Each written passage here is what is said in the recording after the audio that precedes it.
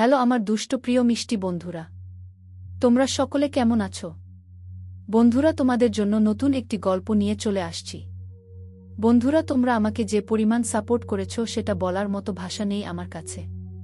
বন্ধুরা, গল্পটি না টেনে শেষ পর্যন্ত দেখলে আশা করি তোমাদের দাঁড়িয়ে যাবে এবং তোমরা হাতের কাজ করতে বাধ্য হবে। চলুন বন্ধুরা, গল্পটি শুরু করি। রোদ মুনের হাত ধরে বাইরে নিয়ে এসে পানির বোতল এগিয়ে দেয়া। রোদ, হাত মুখ ধুয়ে নাও। মুন কিছু না বলে দাঁড়িয়ে আছে। রোদ, কি হলো, কথা কানে যাচ্ছে না? মুন পানির বোতল নিয়ে মুখ ধুয়ে ফেলা। রোদ রুমাল এগিয়ে দেয়, মুন সেটা নিয়ে মুখ মুছে নেয়া। রোদ মুনকে গাড়িতে বসিয়ে গাড়ি লক করে কোথায় একটা যায়। মুন চুপচাপ বসে আছে, ওর মুখে যেন কেউ তালা মেরে রাখছে। একটু পর রোদ এসে একটা প্যাকেট মুনের দিকে এগিয়ে দেয়া। মুনের কোনো রেসপন্স না দেখে রোদ প্যাকেট খুলে সামনে ধরে। মুনের ফেভারিট কাচ্চি বিরিয়ানি। রোদ মুনকে নিজে হাতে খাইয়ে দেয়। মুন পুতুলের মতো খেয়ে যাচ্ছে। রোদের কাছে ব্যাপারটা সহ্য হচ্ছে না। রোদ, এই মেয়ে, তোমার কি কোনো সেন্স নেই? আমিও তো না খেয়ে আছি, আমাকে খাইয়ে দেবে না? রোদ কথাটা মুনকে স্বাভাবিক করার জন্য বলছে। মুন কোনো উত্তর না দিয়ে রোদের সামনে খাবার ধরল। রোদ ও খেয়ে নিল। খাওয়া শেষে রোদ মুনকে জড়িয়ে ধরল। রোদ, ওই লোকটা তোমার কাছে কি জিজ্ঞেস করছিল? মুন, আমি ভাবলাম জড়িয়ে ধরেছে মানে সরি বলবে, কিন্তু এ তো আস্ত একটা খাটাস। জীবনেও ভালো হবে না, মনে মনে।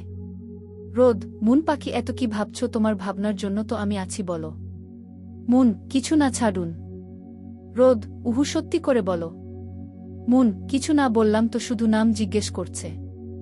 রোদ মুনকে ছেড়ে মুনের গাল চেপে বলে। রোদ, মুন পাখি, কেউ যদি তোমার ব্যাপারে কিছু জিজ্ঞেস করে তাহলে আভজেড করে চলে আসবে, বুঝছ? মুন কিছু বলে না। রোদ, দেখো মুন, আমি যা করি সব তোমার ভালোর জন্য করি, কখনো তোমার খারাপ চাইব না। তোমার আব্বু আম্মু আমার ভরসায় তোমাকে ছেড়ে গেছে, আমি সেই জায়গা নষ্ট করতে পারবো না। তোমাকে নিয়ে আমার পজিটিভনেস একটু বেশি, আমি সেটা জানি, কিন্তু আর 1-0টা মেয়ের মতো যদি তোমার জীবন হতো, আমি এত বাড়াবাড়ি কখনোই করতাম না। আমার কথা কি তুমি বুঝতে পারছ? মুন। রোদ, আচ্ছা ঠিক আছে, থাকো চুপ করে, অভিমান করে, কিন্তু আমার কিছু করার নেই, তোমার জন্য সব করতে পারি। মুন, আমার অভিমানে আপনার কিছু যায় আসে? রোদ, খুব ভালোবাসি তোমায়, বুঝাতে পারি না। একটা রাত আমি তোমার জন্য শান্তিতে ঘুমাতে পারি না। যেদিন বুঝবে সেদিন নিজে থেকে আফসোস করবে। সারা রাত তোমার কথা ভেবে কাটাই, কিভাবে তোমাকে সেভ রাখব, কি করব। প্রিয় মানুষকে হারানোর কষ্ট আমার থেকে তুমি বেশি জানো। মনে মনে চলো, হাত ধরে। মুন, আজ আমার কোনো প্রশ্নের উত্তর আপনি দিচ্ছেন না, কিন্তু একদিন আমার সব প্রশ্ন নিয়ে আপনার সামনে দাঁড়াব। আপনার এই দুমুখী ব্যবহার মেনে নিতে আমার খুব কষ্ট হচ্ছে। কবে সব প্রশ্নের উত্তর পাব? মনে মনে। রোদ মুনের হাত ধরে তারিনের কেবিনে গিয়ে দেখে তারিন ওর আম্মুর কোলে মাথা রেখে শুয়ে আছে। যে যতই কষ্টে থাকো না কেন, মায়ের কোলে মাথা রাখলে কিছুটা কমে যায়। লাইফ এক্সপেরিয়েন্স থেকে বলছি। আর আব্বু মাথায় হাত বুলিয়ে দিলে নিজেকে সব থেকে ভাগ্যবান মনে হয়। মুন এক দৃষ্টিতে তাকিয়ে আছে। মুনের চোখ বেয়ে কয়েক ফোঁটা পানি বের হল। মুন, আমার আম্মু তো আমাকে এভাবেই মাথায় হাত বুলিয়ে দিত। আজ খুব মনে পড়ছে তোমার কথা। কেন চলে গেলে আমাকে ছেড়ে? কেন? খুব মিস করছি, মনে মনে। রোদ, কি হলো? মুন, না কিছু না, চোখের পানি আড়াল করে। রোদ, চাইলে ও আপনজনের থেকে কিছু লুকানো যায় না, ভালোবাসলে সব বেরিয়ে আসে। মুন রোদের দিকে শান্ত দৃষ্টিতে তাকিয়ে আছে। রোদ, ফুপি তুমি আর মুন এখন বাসায় যাও, চাইলে তুর্য তুই যেতে পারিস। তুর্য, না আমি থাকব। রোদ, আচ্ছা ঠিক ফুপি, তুমি আর মুন বাসায় যাও, আমি দেখি তারিনকে কবে বাসায় নেওয়া যায়। ফুপি, আমি ওর কাছে থাকি, আমার মেয়েটা একা হয়ে পড়বে। রোদ, ফুপি তোমার শরীর ভালো না, এখন বাসায় গিয়ে ঘুমাও, কাল সকালে আবার এসো, কেমন? অনেক জোরাজুরির পর তারিনের আম্মু রাজি হল। মুন রোদের দিকে তাকিয়ে আছে। রোদ, চলো তোমাদের এগিয়ে দিয়ে আসি। মুন, আমি থাকতে চাই। কথাটা খুব ছোট কিন্তু অনুভূতি অনেক। রোদ মুনের দিকে তাকিয়ে আছে। মুনের চোখে হাজারো মায়া, যেটা রোদকে পুড়িয়ে মারছে। রোদ নিজেকে ঠিক করে বলে। রোদ, কাল এসো, এখন বাসায় যাও। মুন একটা দীর্ঘশ্বাস ছাড়ে। গাড়িতে উঠতে যাবে, রোদ বলে। রোদ, বাসায় পৌঁছে ফ্রেশ হয়ে ফোন দিবে, কথার যেন নড়চড় না হয়। রোদের কথায় যে একটা ছোটখাটো হুমকি আছে সেটা মুন বুঝতে পারছে। এক বুক অভিমান নিয়ে মুন গাড়িতে উঠে পড়ল। এই রোদকে মুনের খুব অচেনা, না পারছে কিছু বলতে, না পারছে সহ্য করতে। বাসায় এসে মুন ফ্রেশ হয়ে শুয়ে শুয়ে ভাবছে, আজ সামান্য বিষয়ে রোদ এভাবে বলতে পারল। মুন, আমি কি সত্যি ওর কেউ না? ছোট বিষয় নিয়ে আমার সাথে এমন করতে পারল? আজ আব্বু আম্মুকে খুব মনে পড়ছে। কেন তোমরা আমাকে ছেড়ে চলে গেলে কেন? কান্না করতে করতে। মুনের কান্না বেশিক্ষণ হল না, রোদের ফোন বেজে উঠল। মুন ইচ্ছা করে ফোন ধরল না, এখন কারোর সাথে কথা বলতে ভালো লাগছে না। ফোনটা বেজেই যাচ্ছে। মুন বিরক্তি হয়ে ফোনটা নিয়ে ছাদে গেল। এখনো ফোন বেজেই যাচ্ছে। মুন, উফ, এতবার ফোন দেওয়ার কি আছে? আমি মরে গেছি নাকি? বিরক্তিকর। ফোনটা ধরতেই, রোদ, কি সমস্যা? কি তোমার? কখন থেকে ফোন দিচ্ছি, কানে যাচ্ছে না? চিল্লিয়ে। মুন, রোদ, কি হলো? কথা বলছো না কেন? মুন, রোদ, মুন, আমার যদি এখন আসতে হয় তাহলে তোমার খবর আছে। মুন, ঘুম পড়ছিলাম।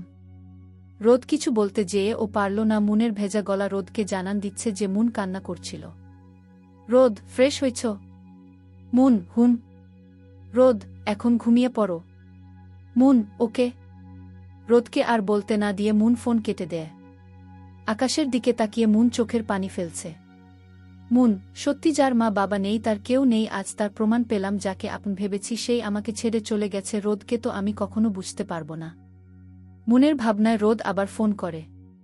ফোন ধরতেই, রোদ, তুমি এত রাতে ছাদে কি করছো? যাও, রুমে যাও, আর 1 মিনিট ও যেন ওখানে না দেখি। মুন, আমাকে কি একটু একা নিজের মতো থাকতে দেওয়া যায় না? মুনের এমন কথায় রোদের বুক ছিঁড়ে রক্ত বের হচ্ছে। মুনকে এভাবে রোদ একটু ও নিতে পারছে না। রোদ, রুমে যাও, গিয়ে শুয়ে পড়ো, কোনো কথা না। মুন, আচ্ছা ঠিক আছে। মুন রোদের সাথে কথা বলতে বলতে নিচে গিয়ে শুয়ে পড়ল। রোদ ফোনটা কেটে দেয়। রোদ, জানি তুমি কষ্ট পাচ্ছ, কিন্তু আমার কথা কেন শুনো না? কেন বুঝ না? কবে বুঝবে? তুর্য, ভাই। রোদ নিজের চোখের পানি মুছে পিছনে তাকায়। রোদ, হুম, কি হয়েছে? তুর্য, তোমার জন্য কফি আনব। রোদ, হুম, নিয়ে আয়। তুর্য, আচ্ছা। রোদ ওর বডিগার্ডকে ফোন করে কিছুক্ষণ কথা বলল। সকালে মুনের ঘুম থেকে উঠতে দেরি হয়ে গেল। কাল সারাদিনের জন্য অনেকটা ক্লান্ত ছিল। ঘুম থেকে উঠে গোসল করে নিচে যায়। মুন, ফুপি, আমরা কখন বের হব? ফুপি, একটু পর রোদ আসবে নিতে, তুমি রেডি হয়ে নাও। মুন উপরে যেতে গিয়ে আবার ফিরে এসে বলে, মুন, ফুপি, আমরা সবার জন্য খাবার নিয়ে গেলে কেমন হয়? ফুপি, তোকে ভাবতে হবে না, আমি সব গুছিয়ে নিয়েছি। মুচকি হেসে মুন তৈরি হতে গেছে। একটু পর রোদ এসে দেখে মুন রেডি হচ্ছে। রোদ কিছু না বলে ফ্রেশ হয়ে এসে মুনকে জড়িয়ে ধরে। মুনের কোনো রেসপন্স নেই। রোদ, কি হলো? মুন, না কিছু না, লেট হচ্ছে। নিজেকে ছাড়িয়ে নিয়ে রোদ আর কিছু বলল না, একটু ফ্রেশ হয়ে নিচে যায়। সবাই বের হবে তখন রোদ মুনকে মাস্ক পরতে দেয়। রোদ, সবসময় পরে থাকবে। মুন, খাটাস, বিটবিট করে। রোদ মুচকি হেসে বেরিয়ে পড়ল। মুন হসপিটালে গিয়ে অনেকটা অবাক। রোদের বডিগার্ড সব মুনদের গাড়ির পিছনে ছিল। রোদ গাড়ি থেকে নেমে ফুপি আর মুনের হাত ধরে ভিতরে নিয়ে যায়।